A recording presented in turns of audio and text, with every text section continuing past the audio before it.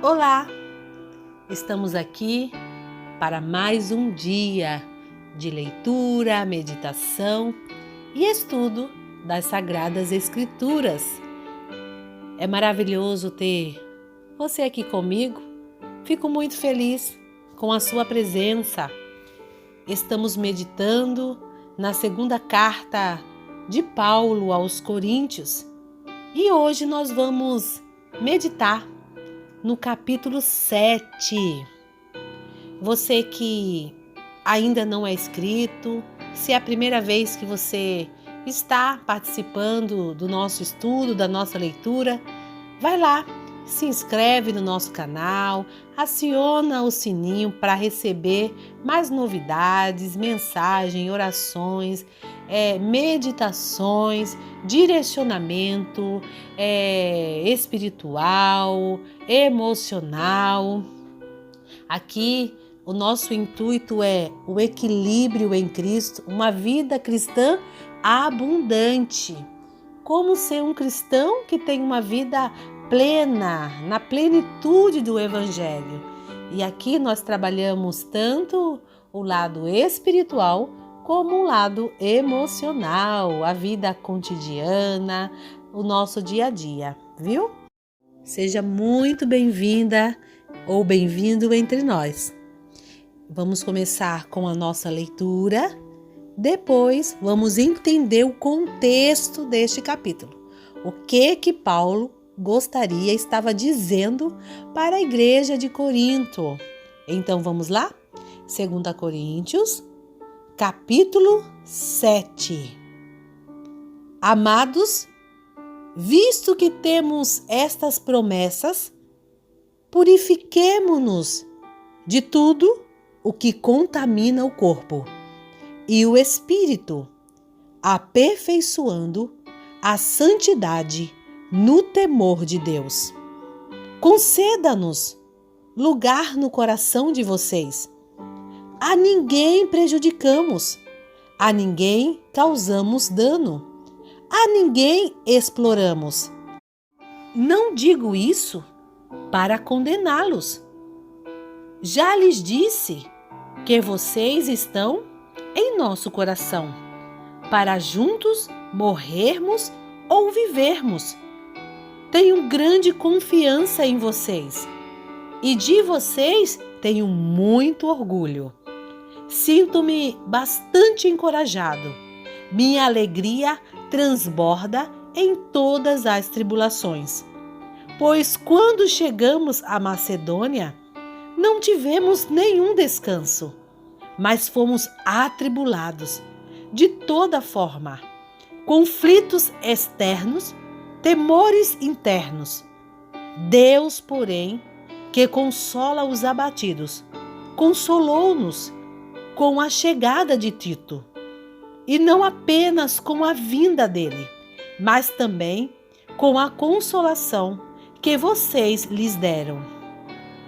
Ele nos falou da saudade, da tristeza e da preocupação de vocês por mim, de modo que minha alegria se tornou ainda maior.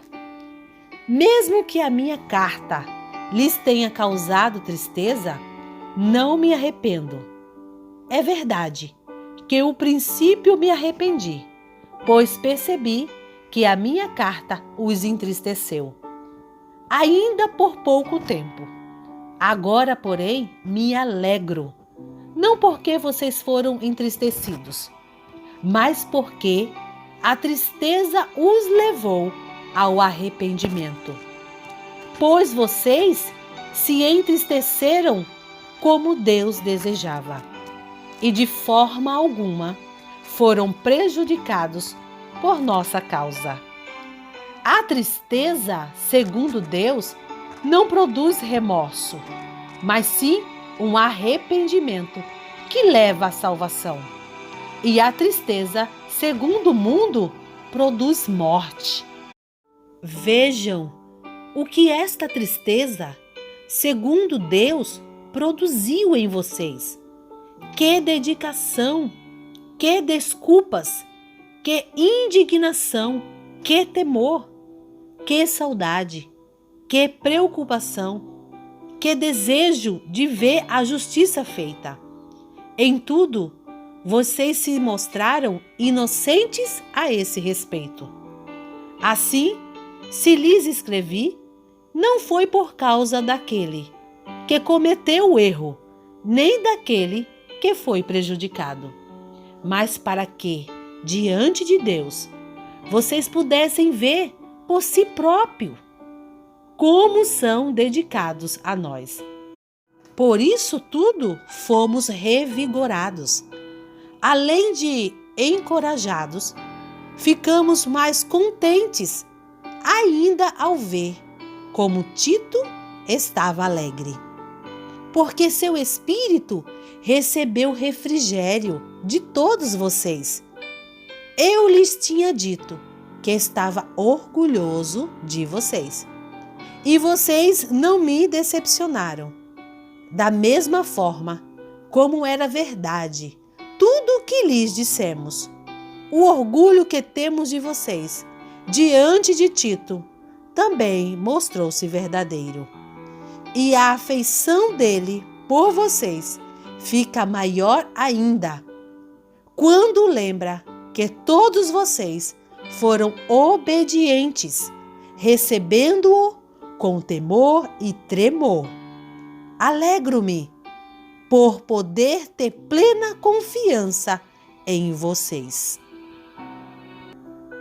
Maravilha! Vamos agora entender um pouquinho do contexto dessa epístola, desta carta aos Coríntios, né? Da segunda carta. Você consegue observar a emoção, o sentimento que Paulo tinha pelos coríntios. Você vai entender que a primeira epístola não teve o resultado que Paulo esperava. Seus opositores começaram a ganhar força e espaço. Você consegue entender que esta carta, ela tem muito amor, zelo, carinho pela igreja do Senhor. Paulo viajou para resolver os problemas que estavam ali na igreja, né? Porém, ele encontrou dificuldades para resolver o problema. Você vai ver essa referência em 2 Coríntios 12:14. Ele encontrou uma oposição muito forte contra ele. Então, Paulo recuou. Ele retornou a Éfeso, onde resolveu mandar uma carta. E você vai entender que esta carta deixava bem claro, Paulo tinha a missão o objetivo, né, de deixar bem claro a sua autoridade apostólica, o seu ministério. 2 Coríntios é uma carta, é a carta mais autobiográfica, a qual Paulo fala muito da sua vida, das suas tristezas, das suas decepções, da sua vida, do seu ministério, da sua autoridade. Ele expõe muito a sua dificuldade. Paulo menciona o seu sofrimento para que os coríntios vejam a seriedade e a sinceridade do seu ministério. Os primeiros 7 capítulos defende o seu ministério, expõe a natureza, os problemas e também a dificuldade do ministério cristão. Do capítulo 8 ao 9, Paulo fala sobre a oferta aos pobres da Judéia. Fala sobre a alegria em ajudar, em abençoar e a importância de abençoar ao próximo, trazendo a consciência do ofertar na casa do Senhor, do ofertar para abençoar os irmãos, né? O próximo. Do capítulo 10 ao 13, aí Paulo combate os caluniadores que existia dentro da igreja. Ele responde à difamação que estava sofrendo. Observa bem, e esses problemas, eles continuam, eles persistem dentro da igreja. Ainda tem pessoas que insistem, dizem, que estão trabalhando na obra, que estão ajudando a obra, mas você consegue entender que eles estão mais combatendo entre si, estão mais perdendo o seu tempo em prejudicar o seu próximo, ao seu irmão, do que propriamente ajudando a crescer, no crescimento do reino de Deus. Você observa que o que muitos menos importa é com o crescimento do reino para a glória de Deus. Ele responde à difamação que estava sofrendo. Ele esclarece, ele expõe e mostra, que todos aqueles opositores não têm razão em se levantar contra ele e estavam fazendo isso simplesmente pelo prazer de ofender a Paulo, de trazer problemas para Paulo. O problema era pessoal entre eles e Paulo. Paulo defende a sua autoridade, o seu apostolado. Quando Paulo fala, temos tais promessas, Paulo afirma com toda clareza que não podemos reivindicar as promessas maravilhosas e graciosas de Deus listadas no capítulo 6, do 16 ao 18, sem uma vida de separação, sem uma vida de santidade. Este problema é um problema bastante comum. Muitos se esquecem que em Deus nós somos mais do que vencedores e pela graça infinita de Deus em nossa vida, as bênçãos do Senhor estão sobre a minha casa, sobre a minha vida, sobre a minha família, mas as bênçãos, elas me seguem. Você lembra o que o Senhor falou para Israel? Que se o povo buscasse ao Senhor, guardasse os seus mandamentos no coração, as bênçãos iriam seguir. Mas muitas pessoas se esquecem deste porém, deste detalhe, que há um dever a ser cumprido para que as bênçãos de Deus venham sobre as nossas vidas.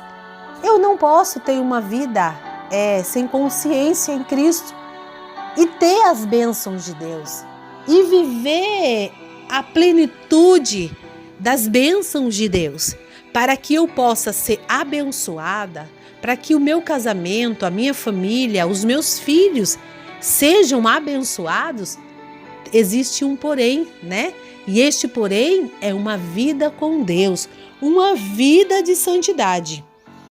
Para termos a bênção de Deus, a proteção de Deus, os cuidados de Deus, temos que ter uma vida com Deus. A minha parceria com o mundo significa perder a presença e as promessas de Deus em minha vida. Quando Paulo fala, purifiquemo-nos, no versículo 1, ele enfatiza que os crentes precisam purificar-se de todo o pecado, do corpo e do espírito. Fazer isso significa romper totalmente com toda forma de transigência ímpia e resistir continuamente aos desejos da carne. Devemos mortificar as ações pecaminosas do corpo, repudiá-las cada vez mais e fugir delas. Em todo momento, em toda a área da nossa vida, o nosso dia a dia, nós como cristãos, teremos que fazer uma escolha. Sempre teremos que escolher. Ou agradamos ao mundo, ou agradamos a Deus. A Bíblia diz que quem torna amigo do mundo, torna-se inimigo de Deus. No versículo 5, Paulo fala sobre fomos atribulados. As palavras e as experiências de Paulo nos traz a lembrança, nos traz o entendimento que problemas exteriores e temores interiores podem também ocorrer ao crente verdadeiramente dedicado e nascido de novo. Novamente, nós precisamos trazer esse assunto, né? Existem alguns pensamentos de que se eu sou fiel ao Senhor, a Deus, eu não terei dificuldades, não terei batalhas, não terei problemas, né, a ser vencidos. Tudo será facilidade, né? Será só vitória. E nós precisamos entender que nós não somos melhores do que Paulo. Paulo sofreu muitos tipos de sofrimentos na carne, no espírito, muitas batalhas interiores e exteriores. Sofreu prisões, açoites, difamações. Muitas foram as dificuldades que Paulo teve para pregar o evangelho. Ele foi preso não por fazer alguma coisa, não por dever nada para ninguém, mas exatamente por defender o evangelho, o reino de Deus. E nós precisamos estar bem conscientes disso. Nós precisamos estar preparados para isso. No capítulo 6, Paulo fala assim: consola os abatidos, no versículo 6. Consola os abatidos. Faz parte da natureza de Deus consolar os deprimidos e abatidos, uma vez que Ele é o Deus das misericórdias e da consolação. Olha que maravilha! Como é maravilhoso saber disso.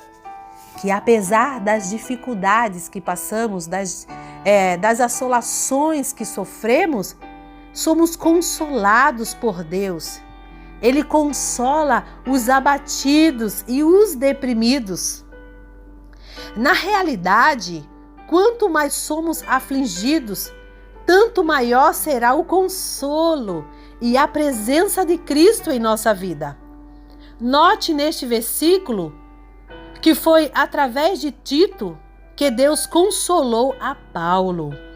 Devemos sempre ser sensíveis à orientação do Espírito Santo, quando Ele nos dirigir para consolar e animar uma pessoa necessitada. Esse é o Evangelho. E às vezes, essa sociedade, o dia a dia que nós estamos vivendo, nós nos esquecemos que existe algo mais precioso do que o dinheiro, do que necessariamente as necessidades básicas, que é o abraço, o acolher alguém, uma palavra de consolo, uma oração pode valer mais do que a necessidade básica do ser humano. Às vezes, o que aquela pessoa está precisando neste momento é mais de um abraço, de uma palavra, de saber que você está do lado dela, do que propriamente comida, bebida, dinheiro.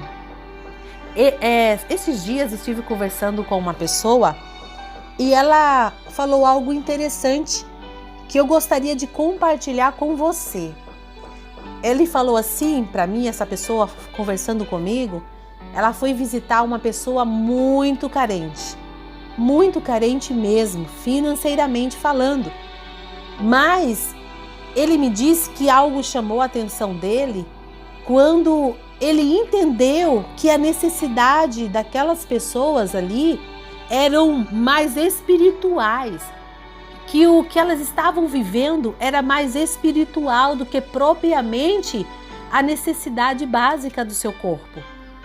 E acredite nisso, muitas coisas que vivemos em nossa área, seja emocional, sentimental, né? Muitas das coisas estão no início, que é uma espiritualidade, uma vida com Deus.